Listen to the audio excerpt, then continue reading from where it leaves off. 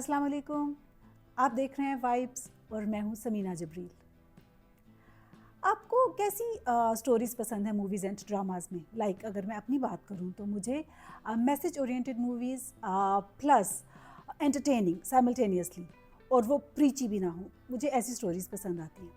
And if you are like me, stay tuned, क्योंकि आज मैं एक ऐसी ही मूवी लेके आई हूँ आप लोगों के लिए। And let's talk about it after a short title break. उसमें आप मेरा चैनल सब्सक्राइब कर सकते हैं और बेल आइकॉन पे हिट कर सकते हैं। And come back, I am waiting for you.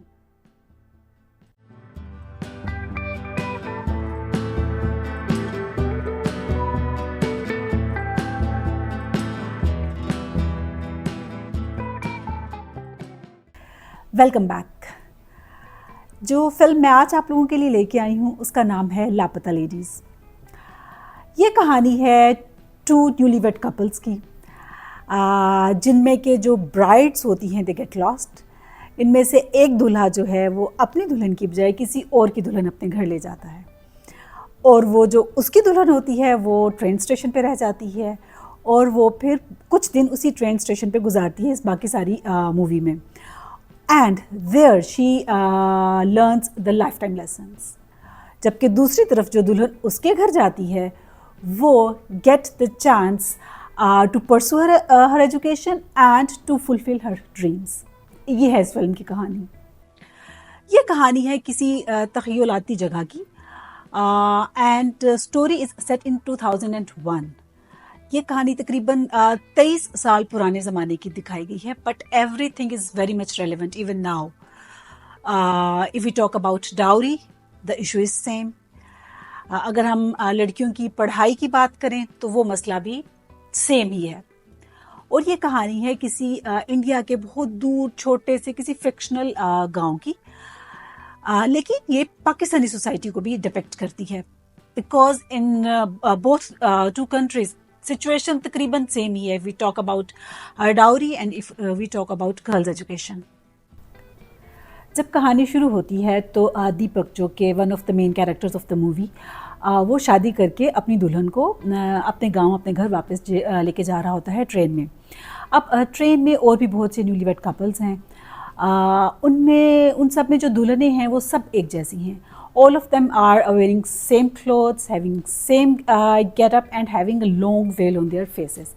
अब ये जो वेल है या ये जो नकाब है, ये सिंबलाइज करता है एक ऐसी सोसाइटी को जहाँ पे कि लड़कियों के एक्सेस को, उनके विजन को बहुत ज़्यादा महदूद रखा जाता है, और उनको दुनिया से छुपाया जाता है और दुनिया को उनसे छुपाया जाता है।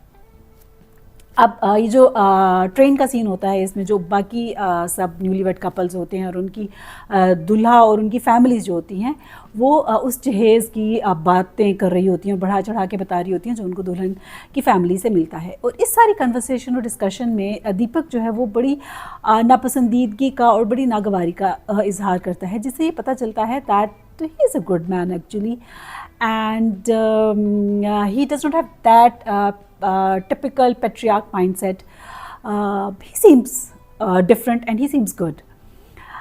लेकिन वो अच्छा तो है, लेकिन सीधा साधा और मासूम भी वो बहुत ज़्यादा है कि वो अपनी दुल्हन फूल की बजाय दूसरे की दुल्हन पुष्पा को अपने साथ जो है वो घर ले जाता है और उसको पता भी नहीं चलता। अब जो पुष्पा का शोहर है वो बड़ा लालची दिखाया गया है। राइट आफ्टर हिज वेडिंग, जब वो अपनी दुल्हन को अपने घर लेके जा रहा होता है तो रास्ते में ही वो अपनी दुल्हन को ये ताने दे रहा होता है कि तुम्हारे माँ बाप ने मुझे मोबाइल फ़ोन तो दे दिया है जहेज़ में, लेकिन उन्होंने इसमें सिम नहीं डाल के दी। So he looks very much greedy. So जब दीपक जो है वो पुष्पा को फूल समझ के साथ ले जाने के लिए, साथ चलने के लिए कहता है, तो वन कैन एज्यूम कि दीपक को तो पता नहीं चलता, लेकिन पुष्पा उसको बता सकती है कि वो फूल नहीं है। लेकिन बाद में हमें एक्चुअली पता चलता है कि she was getting a chance to escape her fate. तो फिर वो इस मौके को क्यों गंवाती, जबकि वो अपने दूल्हा की मीननेस और दीपक की गुडनेस तो देख ही चुकी है। अब जब दीपक जो है वो अपनी दुल्हन को घर लेके पहुंचता है और वहाँ पे जाके उसको और उसकी सारी फैमिली को पता चलता है कि ये एक्चुअली फूल नहीं है, ये तो पुष्पा है। और वो सारे सीन जो हैं वो बड़े एंटरटेनिंग हैं और बहुत फ़नी हैं। अब पुष्पा जो है वो इस सारे कयास को अपनी फेवर में जो है वो इस्तेमाल करती है। वो जब दीपक और उसकी सारी फैमिली जो है वो फूल को, जो दीपक की एक्चुअल दुल्हन है, उसको ढूंढने में मसरूफ़ हैं, तो वो इस वक्त को इस्तेमाल करते हुए यूनिवर्सिटी में अपना एडमिशन करवाती है और हॉस्टल में अपनी सीट रिज़र्व करवाती है, बस का टिकट ख़रीदती है and she is all set to flee away. दूसरी तरफ जब फूल को ये पता चलता है कि उसका शौहर जो है वो गुम गया है और अब उसको कुछ दिन जो है वो यहीं ट्रेन स्टेशन पे ही गुजारने हैं जब तक उसका शौहर उसको दोबारा वापस नहीं मिल जाता। तो इस ट्रेन स्टेशन पे गुजारे हुए चंद दिनों में वो अपनी ज़िंदगी के बहुत से सबक जो है वो सीख लेती है। वो स्टबर्न नहीं है, वो रिजिड नहीं है, वो रिजिलियंट है, वो सेंसिबल है। वो कहाँ पे जब शुरू में जब स्टेशन मास्टर उससे उसके शौहर का नाम पूछता है और वो अपना हाथ आगे कर देती है क्योंकि हिना से उसके शौहर का नाम लिखा होता है उसके हाथ पे, और वो इसको अपनी नॉर्म्स के ख़िलाफ़ समझती है कि वो अपने शौहर का नाम जो है वो अपनी ज़ुबान से बोले। और कहाँ पे वही कैरेक्टर फिल्म के एंड पे ट्रेन स्टेशन पे ज़ोर ज़ोर से अपने शौहर का नाम ले रही होती है वो, क्योंकि वो अपने शौहर को दोबारा खोना नहीं चाहती। यही ट्रेन स्टेशन पे उसको एक टी स्टॉल की अम्मा मिलती हैं, Manju Mai. What a progressive and strong character. देखने में वो बड़ा एक कमज़ोर सा कैरेक्टर लगता है लेकिन बहुत स्ट्रॉन्ग और प्रोग्रेसिव कैरेक्टर है।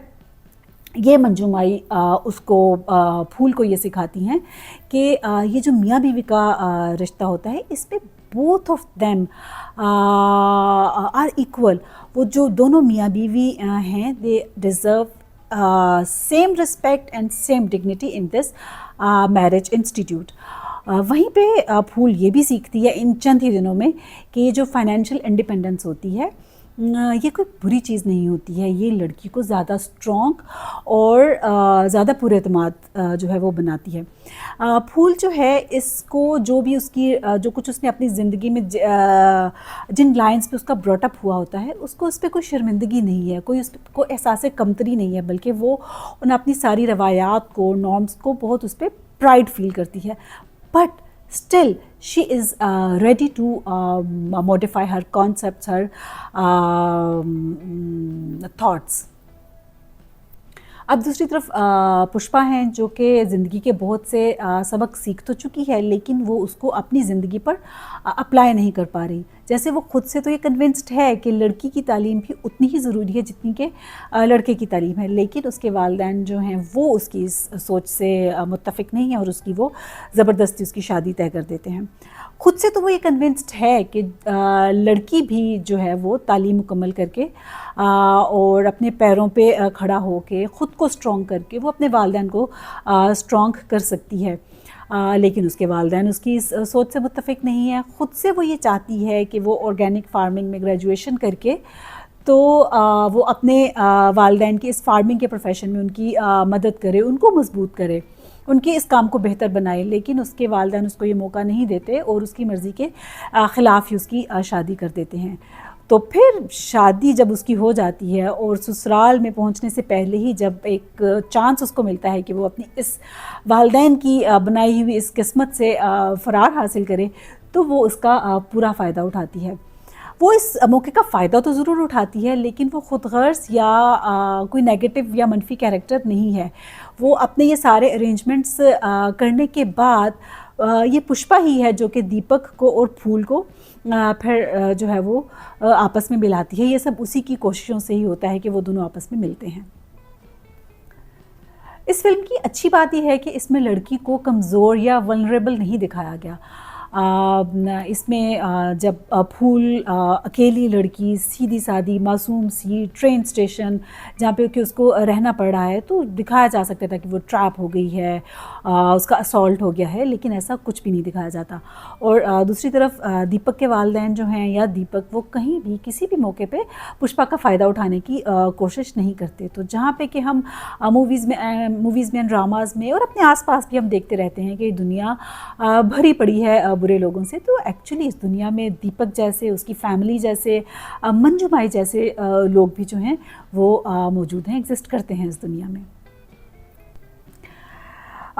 ये फिल्म जो है is directed by Kiran Rao और इसके जो प्रोड्यूसर हैं वो हैं Aamir Khan, Kiran Rao and Jyoti Deshpande, I hope मैं नाम जो है वो सही प्रोनाउंस कर रही हूँ। और इसके जो स्टार्स हैं उनमें है नितांशी गोयल, स्पार्श, प्रतिभा, अभय डूबी, रवि किशन और बहुत सारे अदाकार।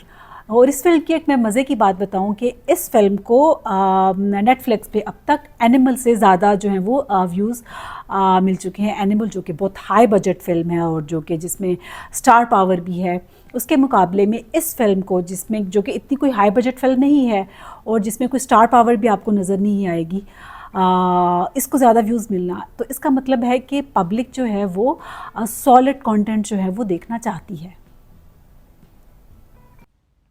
If you like the video, give thumbs up, share the video and drop a comment. Thanks for watching.